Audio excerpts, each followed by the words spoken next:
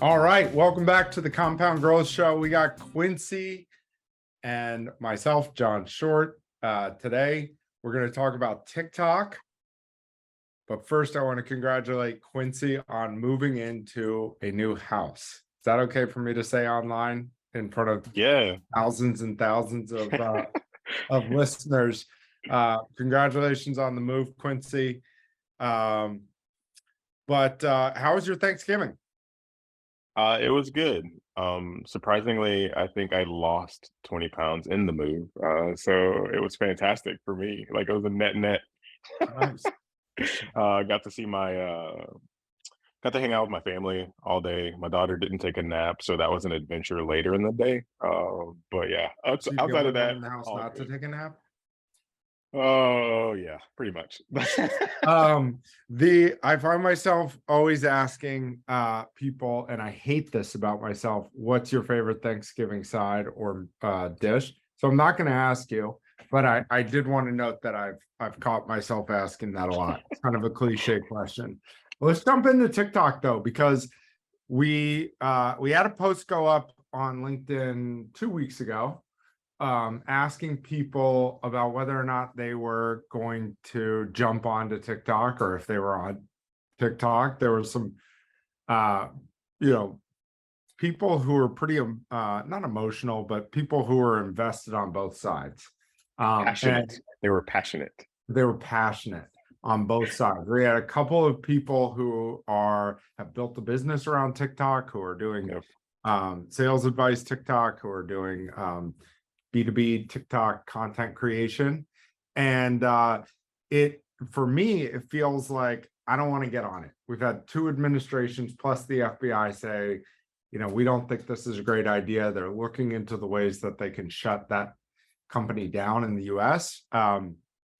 Through the post, I found out additional information about how they were accessing bank accounts, about how different things that TikTok is doing with the data based on it being on your phone.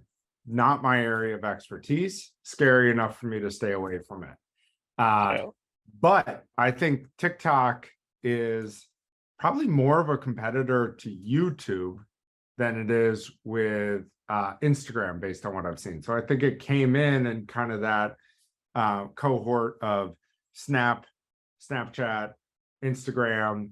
You get a feed, you're looking at videos, there's an algorithm that can show you the right content at the right time. And when I've gone on, at least, because I have downloaded it at certain points in my life, I have found it to be a lot of informational content, people trying to be useful, not just the dances, which you see, not just the kind of comedic content, but I got fed a lot of financial advice. I didn't think it was very good. But I can see how it would become a tool. And so, I mean, a tool for research. And so I've had a number of people say to me that, hey, this is going to, take a bite out of search. But I was curious to get your opinion. Are you on TikTok right now? No, I downloaded the app and then I got freaked out by all the hacking stuff, and I was like, gotta delete this from my phone.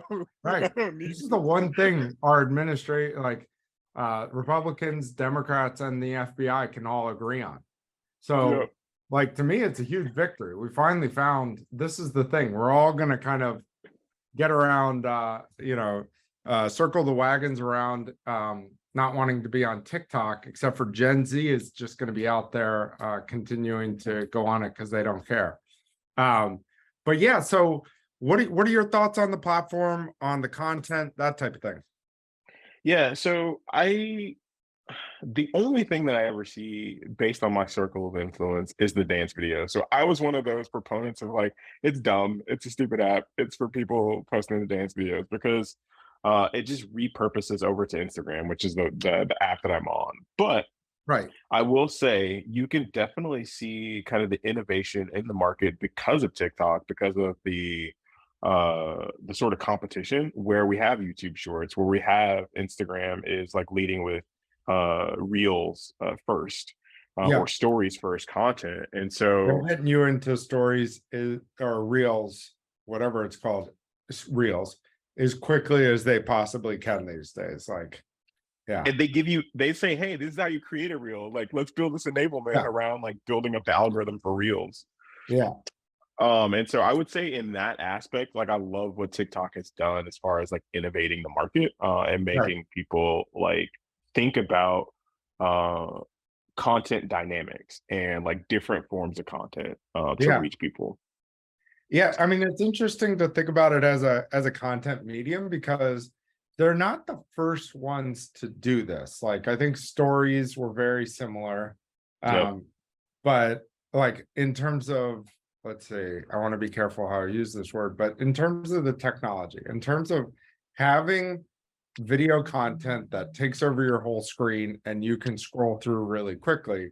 Instagram had that, Snapchat had that. Um, and I think with TikTok, one of the things they've nailed is they've gotten the algorithm right. They can make really good recommendations, like freaky good recommendations. And that's how Google won the search space. They also, I think, came into the market at the right time, where like you have AirPods on right now. For those Yep. of you listening, Quincy has AirPods on right now. And I think that my niece was in town over the holidays. She had headphones on all the time. She had over the ear headphones, but she had them on all the time. And so Yep.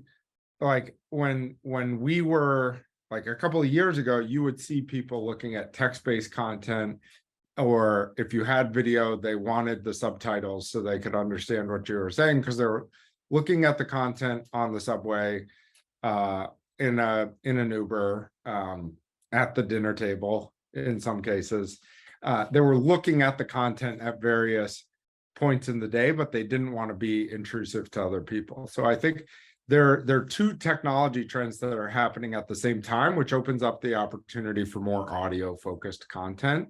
And that is, there's a social norm around having headphones on all the time, which means that when you have content on your phone that's loud or that makes noise, it's not going to be super intrusive to other people around you. Yep. And so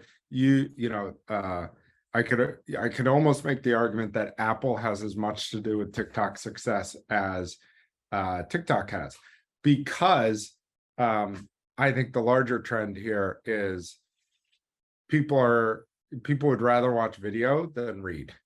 And this is short form reading. They basically took Twitter, they turned it into a video focused social network, and they enabled that to be successful.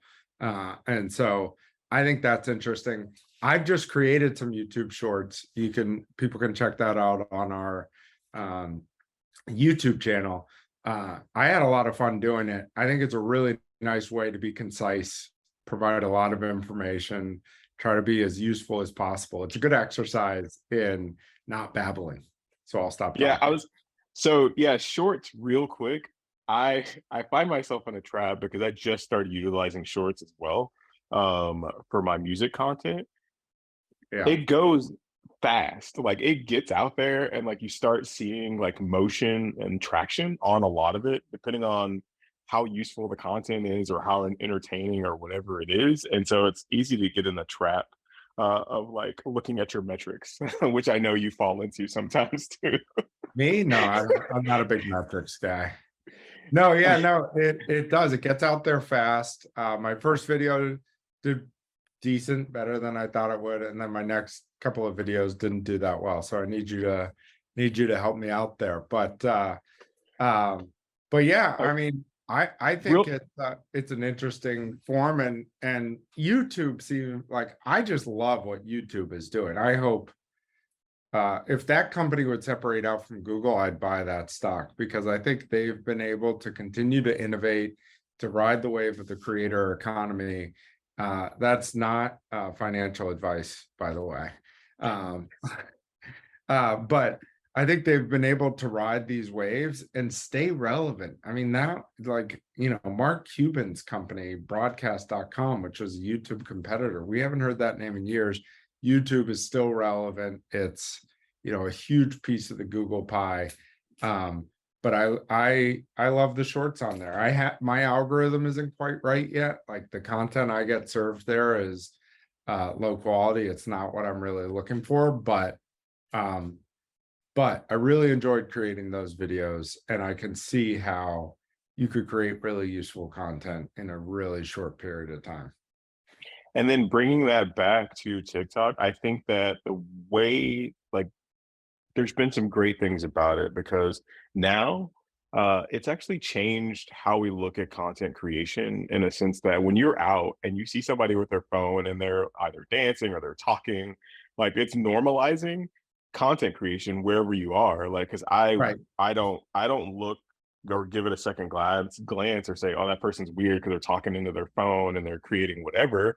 Like it's right. just like we are all starting to realize that we're creators in that sense, right? And Yeah, so like opening up um this content creation sort of creativity has been interesting to see, not only online as you're watching it passively, but like if you see it out in the wild, you're like, oh, that person's creating a video or whatever. So it's yeah. pretty interesting for me.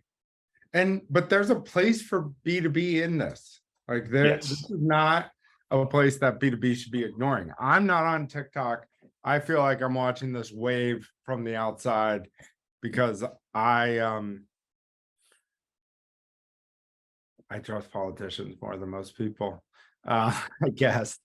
Um, but I feel like I'm watching this wave, but like the point is this is a place where people are going for information. It's where they're getting their news. It's where they're learning. And I think I think that's one of the places where, with the folks I know on TikTok, they always talk about how great the information is. They aren't purely talking about how, oh, they look at it and 30 minutes goes by and they don't know what they've done with their life. There's content that makes them better. There's financial advice, there's sales advice, there's marketing advice going on there. And so I think it is a place to kind of build your reputation and start to get a new medium for getting content out there. And so it's definitely something people should try. If you're not into TikTok for the same reasons I'm not, then check out YouTube Shorts, because it sounds like that's been really useful as well. Yeah, and I was gonna say I was pulling because you have this philosophy where you talk about like examining your channels, right? Like not one channel, don't overinvest in the one thing. Like look at all like rising tide raises all ships essentially for your brand. Yeah. And one of the things that like if we're looking for a B2B use case for TikTok, and like any channel, like as you're evaluating user experience, is like people are looking for an emotional connection, whether it's B2B, B2C, like we want to connect with a brand. And eventually that connection with the brand, we talk about the dark funnel, could lead to a purchase down the road, right? Like, so think Right. of brands like Adobe, who has like really humanized content on TikTok. They're utilizing it, and it's bringing about a business case. It's not like a Adobe's B2C. on there. Adobe is on there, and they create content like day in the life, sort of creators type deal. Oh, that's And cool. so, Oh yeah, that makes uh, sense. that, I mean, like using that, and it could be at Do two in they the have morning. certain personalities inside the company that they're building up? How have they dealt with that? No, actually, they are doing it based on so use cases essentially, right? Like, so if you look at like how people like video creators or like students and things like that for universities, and how can you make it the platform useful? Sorry, I'm looking at the ad here right now. Like how-to videos is essentially the main Yeah, thing, enablement yeah, and education. So because Adobe is a complex product, right? So if you can humanize it and get somebody who is a daily practitioner to show a how-to video, I think that's extremely powerful. yeah, yeah. Interesting. I mean it all started with cooking videos, right? That was the first like how to content on the social network we haven't said yet, Facebook. completely irrelevant these days.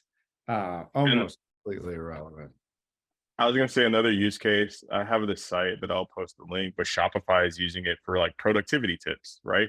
How businesses can and it's not like direct selling, right? It's like passive, like Right. how to use the platform, It's a secondary touch and point with tertiary the use customer cases. journey. Yeah, Yep. it's let's stay relevant, and that's key with the algorithm. Like, you know, we talk about in Google how we don't just want to rank for low funnel terms, we want to rank all across the funnel. But I think even more important with the social algorithms is finding content that's interesting to people on a day-to-day basis, not just related to your content. So when the new product release comes out, so you know, so you build up your reputation. So when you do have the important kind of hard sell that you want to make, one, you've already improved your reputation, but two, you're able to kind of capitalize on that and drive people down funnel into your product. So yeah, you're gonna continue, the same themes exist. You need to continue to help your customer across all the life cycle stages of their buying journey on their way to becoming a customer of yours. Yeah, and I think the main thing is you can't discount or like I tell my son, like he tells me that he hates certain foods. And I'm like, you've never tried it. And so you can't say that you don't like something or something doesn't work for your business unless you try it and figure out kind of the methodology that can work. That's not, if we're talking B2B, that's not like selling on your product, right? So you have to try the channel, experiment. Experimentation is huge Yeah. and kind of building momentum. So Okay. Awesome. Well, anything else you want to talk about? that's it. I'm curious to now watch these YouTube shorts that you created. I want to know Yeah. what's going on there. Yeah, we need to come up with a name for them, like shorts. That is actually genius, and that, Yeah. we should use that. Yeah. Somehow we'll figure out a way. All right. Good talking to you. We're gonna let Quincy play us out. Enjoy his music. Find him on Spotify, Quincy Forte. Talk to you next week, Quincy. Later, John.